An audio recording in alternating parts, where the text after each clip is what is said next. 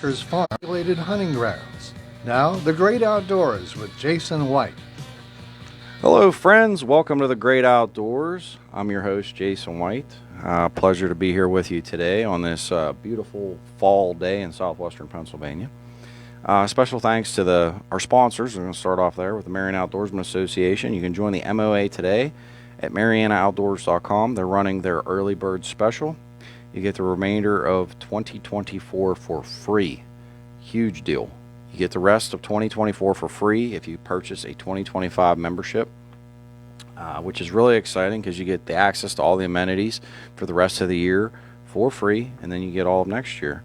So you can join today at marianaoutdoors.com. Follow us on Facebook, marianaoutdoors.com, obviously the website, and all the different streaming platforms. Obviously, this show can be watched on YouTube, Spotify, Anchor Radio, X.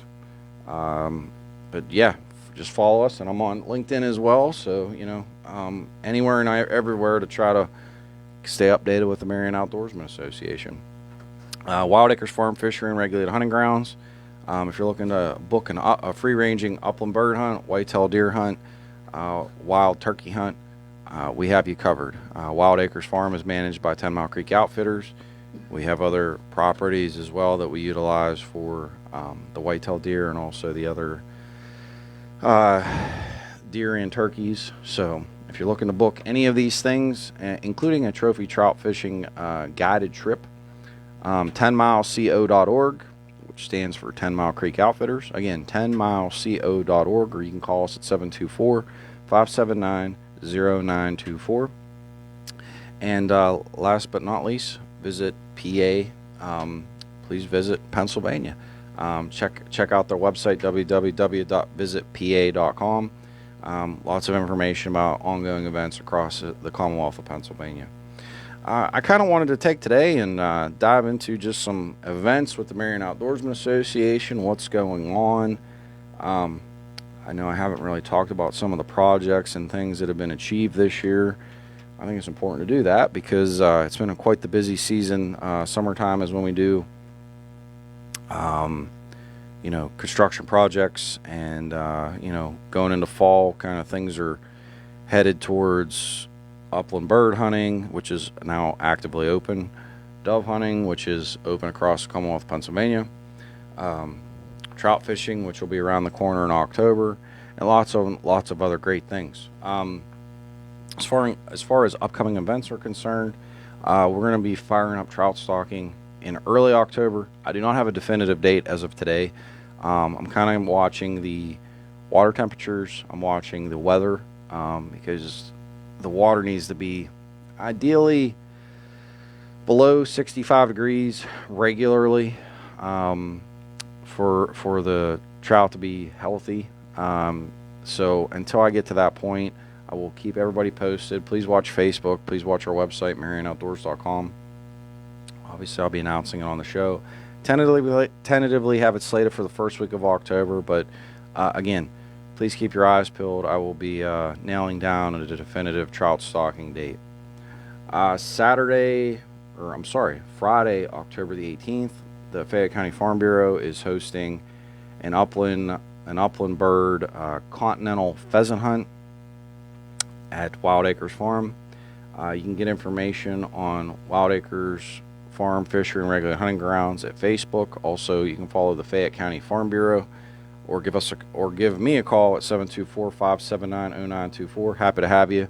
I know that'll be filling up very, very fast. But again, that is Friday, October the 18th.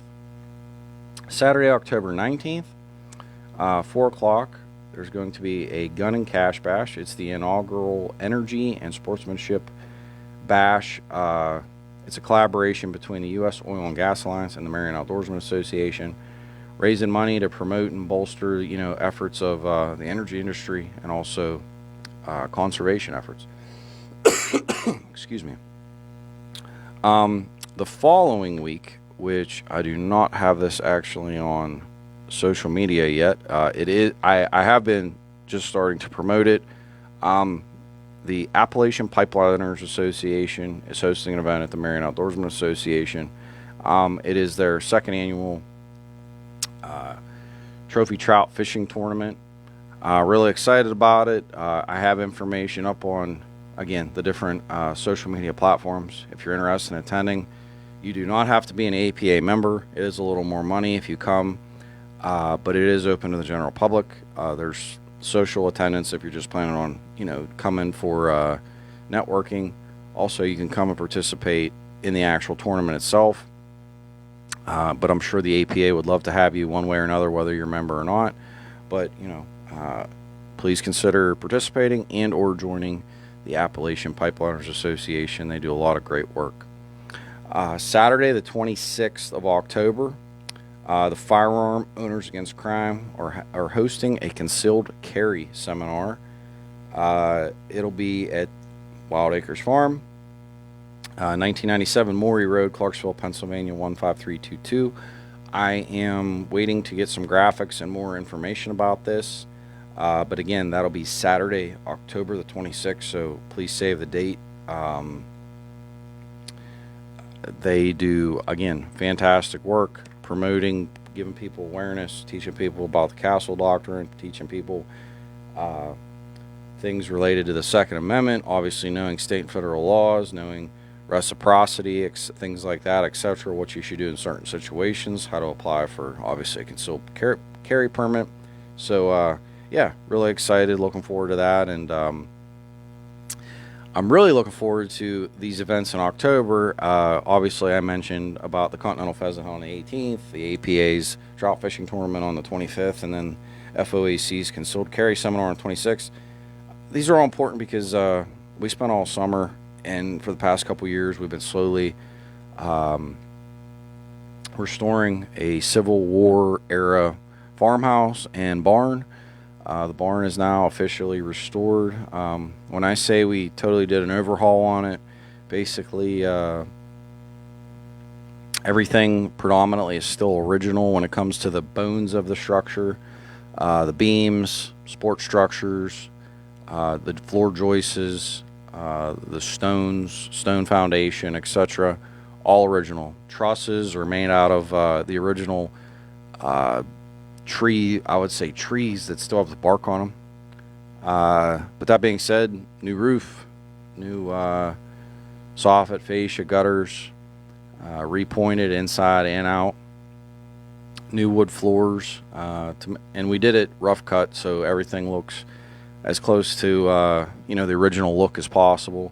I really don't like it whenever people restore barns and they give it too much of a modernized theme, and I really think it kind of, I don't want to say it detracts, but personally, I love the old aesthetics. But yeah, you can still see the wooden beams with the bark still on them. Wooden nails.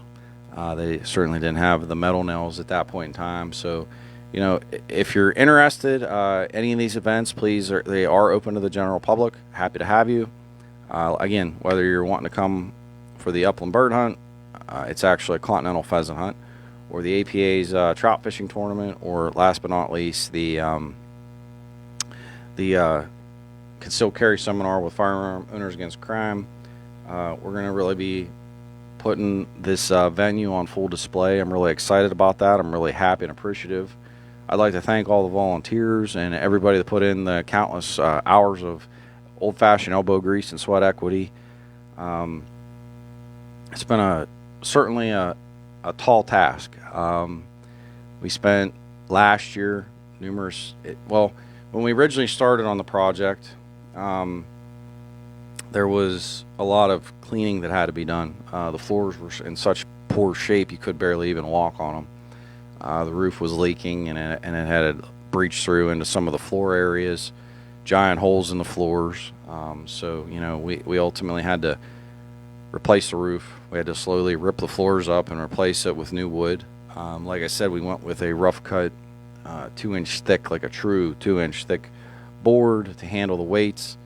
And it has that aesthetic old-fashioned vibe. We ended up putting up a plastic insulator between the exterior and interior walls to keep basically it's like a vapor barrier for for water. Clearly, that doesn't help the exterior wood, which ultimately will, at some point in time, eventually either need to be replaced or, potentially put some type of a siding over it if that day ever comes, or paint. Not sure what we'll do. Excuse me, I have a little tickle in my throat today. I apologize. It's really kind of getting to me. But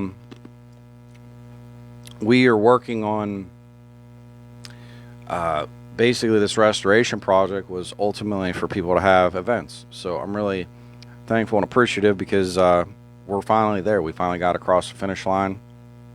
We will be actually putting in ductless heating and air conditioning units here soon. But if you're ever interested in having a type of event, like I said, we're doing bird hunts, we're doing fishing tournaments, we are doing concealed carry seminars. We have actually a wedding scheduled in November. So it doesn't matter what your interests are, if it fits any of these different genres and you're looking for a very unique facility to host your event, we would love and be extremely appreciative and thankful and honored to have you. So, please keep us in mind. Wild Acres Farm.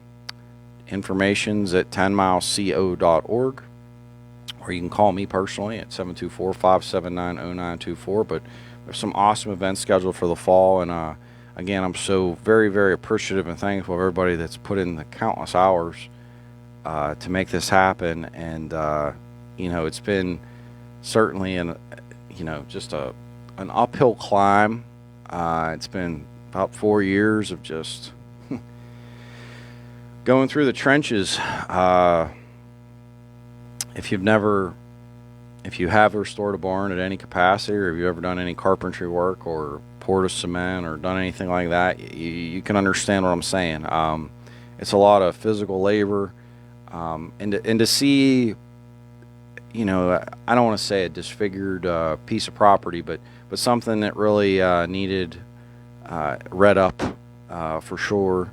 We've done that. We've achieved that. I'm really proud of it. I'm really proud of everybody. I can't stress that enough. And say thank you to everybody involved for their unwavering support. Because to see something that was in such poor condition and falling apart, to see it, back in such good condition now, and to be such a gem, I'm really proud of that. So again, if you want to come to any of these great events this fall, please check us out, Marion Outdoorsman Association at Facebook, marionoutdoors.com. You can reach out to me personally at 724-579-0924. I'd love to have you. And if you want to have any of your own events, our door's open. We'd love to have you. Please, reach out. And if you just want to have that outdoor feel and vibe for a weekend getaway, we're on Airbnb in Vrebo, Wild Acres Farm. Check us out. We have the lodge, which has been, again, fully restored, Civil War era farmhouse.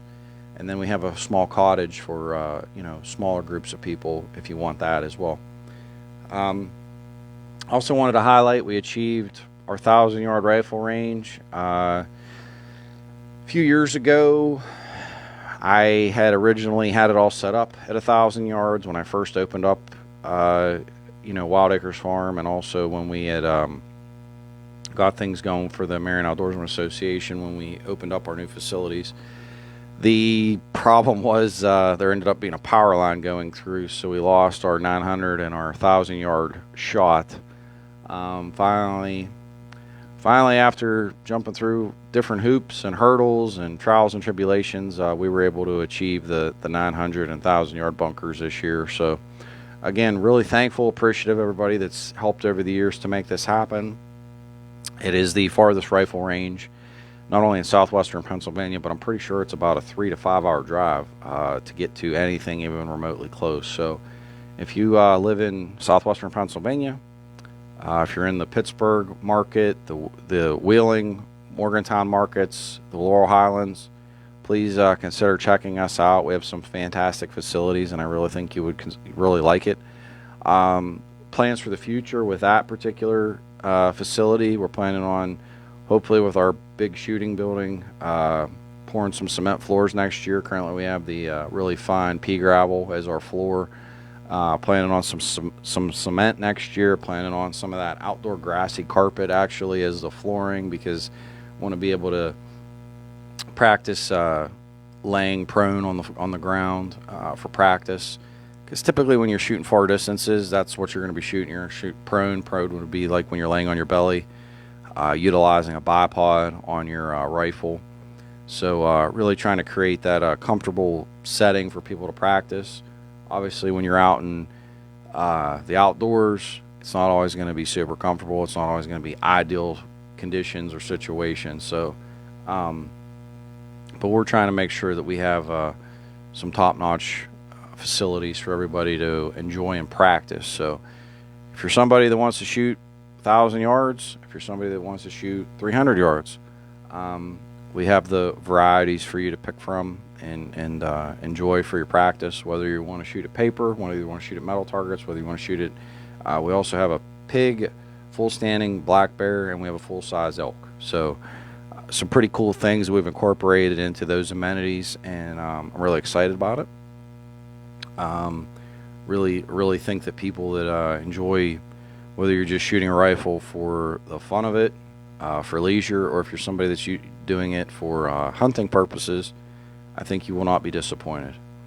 And like I said, we have plans next year to expand those amenities, to make them bigger, better, and really looking forward to that. Beyond that, we're currently working on multiple habitat improvement projects, one at 10 Mile Creek, one at Daniels Run. The 10 Mile Creek section, we're actually expanding our roadway along the stream. That actually serves as two functions. One is for it's easier to walk on for the fishermen. Number two, it's an access for vehicles, whether that is the stock truck or potentially a triaxle truck, to bring up additional boulders and stone for future habitat improvement projects. No matter what, we need to do this, because to have to tram, a half mile with a skid steer to haul boulders for a habitat project on a stream just simply and utterly is it's an unachievable or an unattainable goal. So we're currently working right now on that expansion. We've also upgraded our parking area this summer, which I'm really proud of. So that's really fantastic. I'm really happy with that.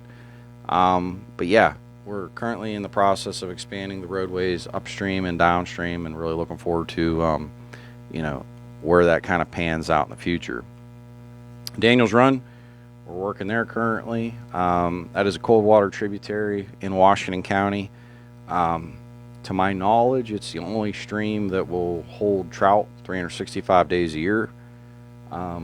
We are prepping and doing work on our roadways, landing areas for the stone to be placed and prepped for installation into the stream itself. And then, we're doing work on habitat structures within the stream for the purposes of fish habitat. So really, that has been, that project there, I will be happy when it's off my radar, because it has been an utter nightmare with the Department of Environmental Protection within the state of Pennsylvania. And I say that with the utmost respect to everybody that's helped and been involved. But when you're doing anything around a stream in Pennsylvania, anybody, I don't care if it's a politician or any government agency, says, we want the environment to be better. I must say, in the state of Pennsylvania, that is the biggest piece of malarkey I've ever heard. They make it nearly impossible and try to drag you along, however possible, in my opinion, to not do habitat improvement. So, it is what it is. We're just jumping through the hoops, jumping through the hurdles, dealing with the trials and tribulations of the red tape, as they call it. But we're getting there, and I'm excited about when this project will be finished, because it'll be one of, I think personally, it's a gem already, but when we are finished, it truly will be a gem, one of a kind. And we've done an amazing things since approximately 2018 is when we started doing work on that particular property. And when I say started doing work, I mean it was literally hand labor. There was literally a small little old driveway onto the property. There were no parking areas. There were no roadways. It took us basically 2 years to grub all the trees and to clear everything to get it to where it was even accessible. So yeah, I'm really excited about this. I'm really looking forward to being at the end of the rainbow. It's been basically since 2018 we've been working on this project. It's been a 6-year endeavor, and I'm really looking forward to it being finished. And I think everybody that's a fisherman will love it, will appreciate it, and to have trout living, all summer long, even through the dog days of summer, and especially this July and August was absolutely horrible. We're starting to get the cooler nights now, so the water temperatures will definitely start dropping, which I'm getting very happy about. You're going to start to see the trout are going to start to, I would say, definitely start coming back to life. We'll call it, I don't want to say summertime is a hibernation time for trout, but you got to watch those water temperatures. If you're a fisherman and you're an avid fisher that enjoys trout fishing, water temperatures are critical. And why do I say that? I say that because it causes a lot of stress on a trout. Trout do not like warm water temperatures. It'll kill them. They're not like a bass or even a catfish that can handle the extremes of 80, 90 degree warm water and then can truly handle extreme cold water. The difference is when you talk about a trout, if a trout gets into this warm water, like basically above 68 degrees, there is an extreme risk that they could potentially die. If you catch a trout in those types of conditions and it fights, it causes stress on the fish and very easily could kill it. So it's important, just mental note for anybody out fishing. Be cognizant of the temperatures, especially the water temperature. If it's below 68, that's kind of a telltale sign. 65 is typically ideal. You want to be below 65 degrees if you're going to be trout fishing. When it gets above 65, you run into an extreme risk of fish kill. 68, in my opinion, is kind of like the red line. Anything above 68, basically, you're talking almost guaranteed mortality. That fish is basically going to never survive whatsoever. So these are just little mental notes for you to consider. But that's why Daniel's Run is so important for us with the Marion Outdoorsman Association, because it provides spring-fed groundwater that stays at these healthier temperatures. This summer was certainly challenging.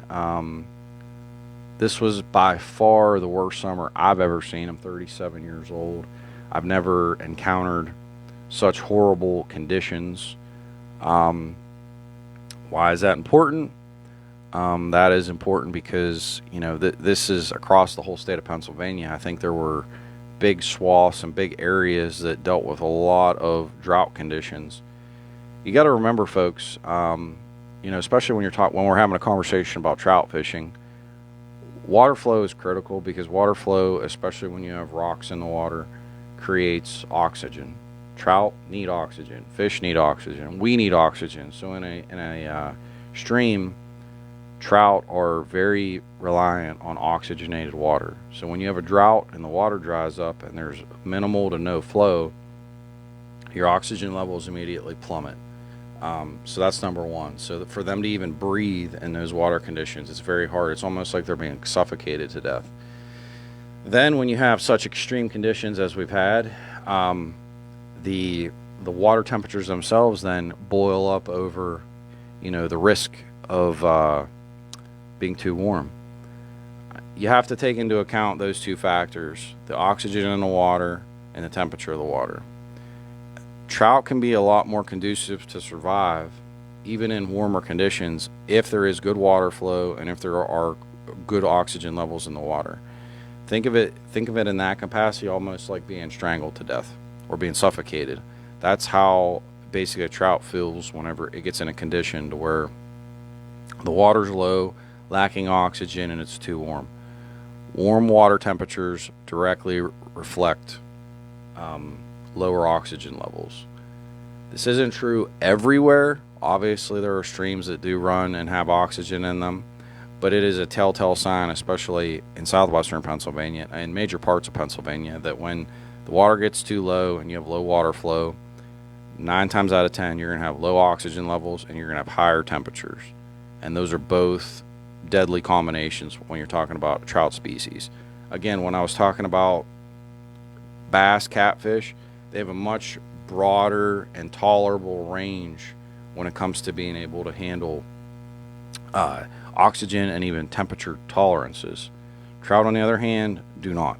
So, again, goes back to the whole point of why Daniels Run is such a critical stream. It's such a critical waterway and fishery, and why we're trying to invest, our charitable resources to try to make it a better fishery for everybody, and really excited about it. So if you've never been to Daniels Run, please stop and check it out. You're going to see where we have fish habitat installed. You're going to see trout. Where we do not have fish habitat, stream conditions are extremely shallow. There are no fish. There's no opportunity, basically, in my opinion, for fish.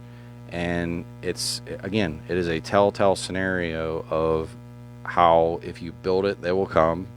If you utilize these opportunities to improve the environment, what a positive impact it can make on fisheries, wildlife, so on and so forth. So really excited to be at the end of the rainbow. It's been 6+ years, going on 7 years of this project, and it's been an uphill climb, not only raising funds privately, but also dealing with the county, state, federal agencies, dealing with the permits.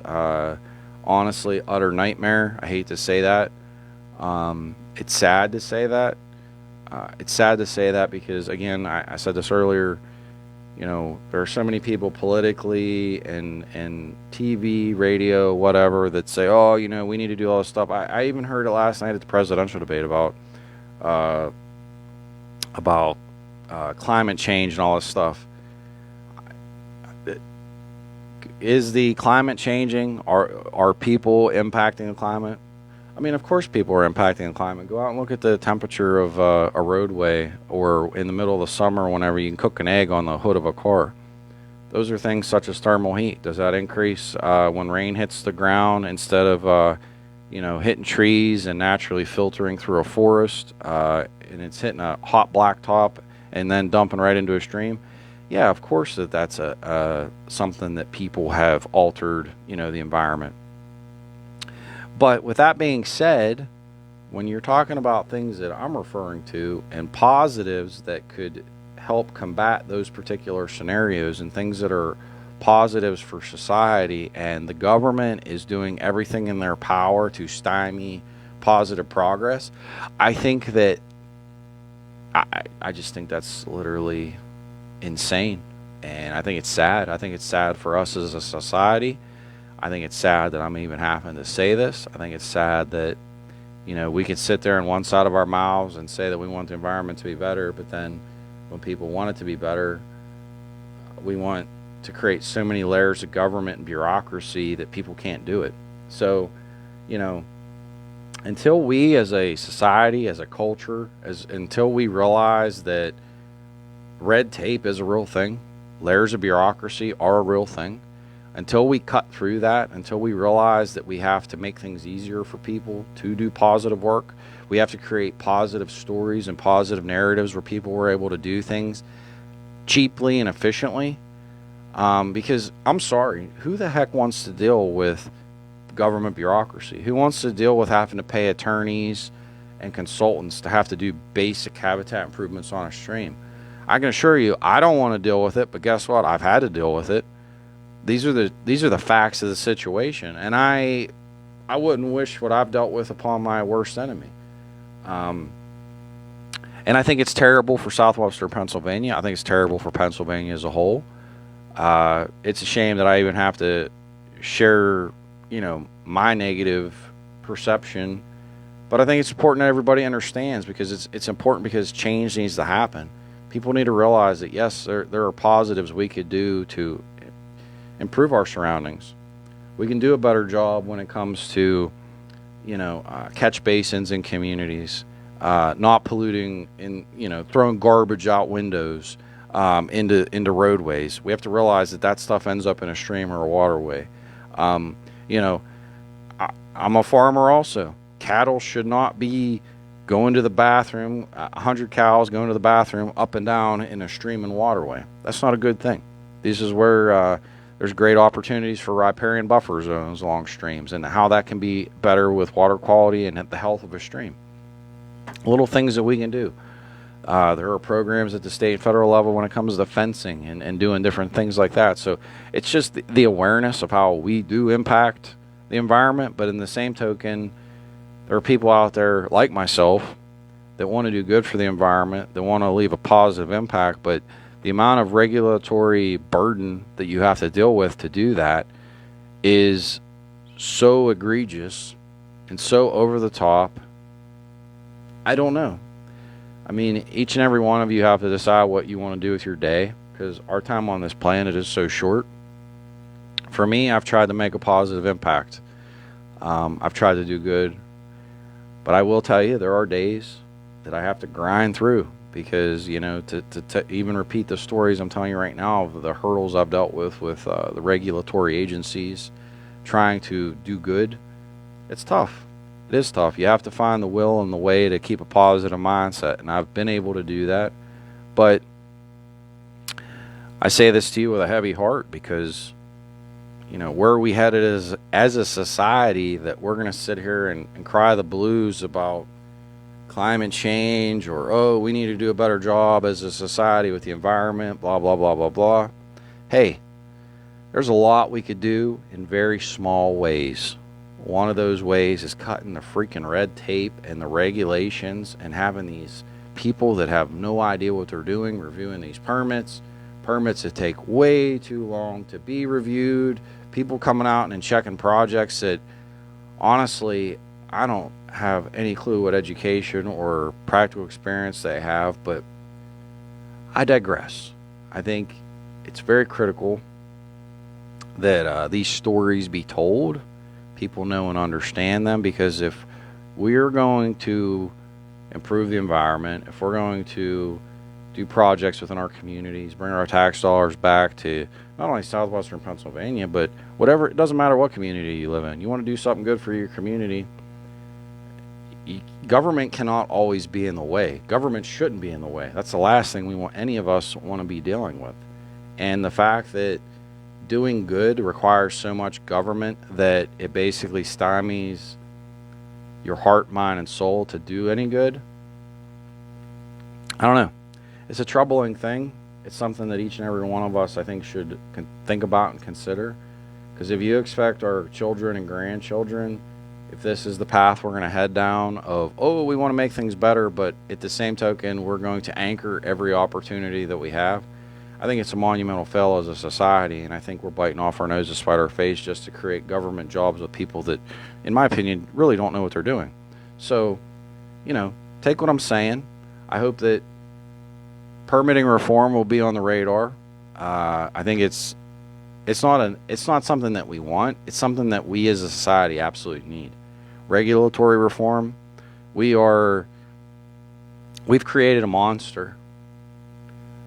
I convey that to each and every one of you. We have created a bureaucratic monster, an octopus of, in my opinion, lethal proportions that is killing positive progress, not only in Pennsylvania, but beyond. So, I know I talk a lot about permitting. I know I talk about government overreach. I know I talk a lot about, bureaucracy and how things have headed in a negative direction with our society. But until we start collectively invoking changes, you're not going to see positive. You're not going to see positive progress. You're not going to see people wanting to do things, because if they got to deal with all the hoops, hurdles, trials, and tribulations, honestly and sincerely, I can't honestly blame anyone, any organization, any business, or any entity from investing $1 into Pennsylvania if we can't get our act together and start making things easier for people to do positive. And it's that to me is mind-blowing that I even have to say it. But until we collectively as a society realize that we're, again, hurting ourselves by allowing people to continue to operate in such a capacity, I just think it's going to continue to hurt us and hold us back. That being said, I want to circle back on, collectively we got the barn project achieved, rifle range project achieved, 10 Mile Creek access, with the habitat getting wrapped up here, the Daniels Run project, hopefully and God willing, getting wrapped up. So lots of positives this year. It's been a very difficult year considering the weather conditions. I skipped over the fact about what all we have done with habitat in regards to at the farm. Orchards that were planted. Actually, I have some things on the radar upcoming with, we did clones with a lot of the fruit trees. Not sure, if you've ever had the opportunity to do that, but basically there's methods to where you can literally clone a tree and duplicate it. I guess to give you just kind of an executive summary, you can buy plastic sleeves that you put basically peat moss in, and then you take a piece of the bark off around the tree, and there are, they call it rooting gel. Basically, you then put that material around where the bark has been removed, and then you clamp the plastic covering with the moss around it. And then after 2 to 6 months, you're supposed to be able to cut below the plastic and then open up that ball, and there should be roots in it. If there's roots in it, then you can plant that limb with the roots, and it will become an actual tree in the future. A replica of that existing tree. So I have right now, I think I did 20 of them this year. So actually, the end of September, I'm going to go and start working on that, cutting those off, getting them planted in the ground, fence around them, which is a critical note I want to pass along to everybody, because if you're going to plant an orchard this fall, which is a great time to plant it, end of September into the beginning of October, highly advise and highly recommend that you put adequate fencing around them. I can assure you, if it is not deer, other wildlife will eat them in the wintertime. I guarantee you it. So food for thought. If you're going to do any type of tree plantings this fall, which is a great time to plant trees because they're getting ready to go dormant, so they don't need the water consumption like they do in the summertime, spring and summer. Highly recommend end of September and the beginning of October for tree plantings. It's a great time, but please make sure if you do that, make sure you put adequate fencing around them, make sure they're wrapped, and I cannot stress this enough, because you will lose. You spend the time and the money to plant 20 trees, I can assure you those will be 20 different meals for the deer. So yeah, definitely take the time to wrap them, cover them with fence, prepare for the winter, because if you get any snow, the deer are going to be looking for anything and everything to eat, and wrapping them is by far a very, very smart idea. I want to go back again and just kind of go over the upcoming events for the Mariana Outdoorsman Association. Not a whole lot in the month of September. Upland bird hunting is open now. So if you want to schedule fields, you can do that. You can join us now for the rest of 2024 for free. You get all of 2025. It's the early bird special, MarianaOutdoors.com. Again, MarianaOutdoors.com, or you can schedule a tour. Give me a call at 724-579-0924. Again, 724-579-0924.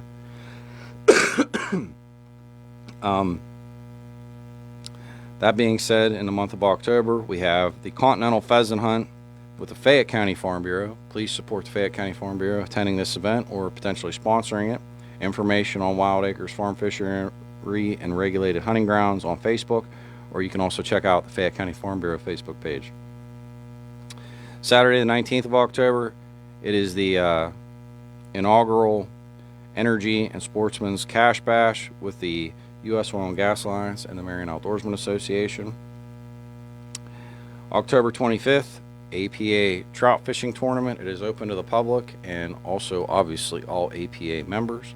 Please check that out on the APA's social media, LinkedIn, website, and obviously we'll have it on the Marion Outdoorsman's page, and also I've been putting it on my different private pages as well. And then Saturday the 26th of October is the FOAC Concealed Carry Seminar held at Marion Outdoorsman Association. We'll be having the event on our page, Facebook page, and also on our website, marionoutdoors.com, ASAP, hopefully by this weekend. And then again, we will be stocking in the month of October. I'm not sure of the date yet, so just kind of keep your eyes peeled on that. Information will be on our Facebook and website as well. But yeah, and last but not least, deer season's right around the corner. Get your things together. My next episode, I'm going to be talking about early season tactics, preparation, getting ready for deer season, things you should be doing, considering. But for now, I'm Jason White. This is The Great Outdoors. I hope you have a blessed week. Enjoy your weekend, and hopefully we continue to have some amazing weather here in southwestern PA. I'll see you next week, everybody.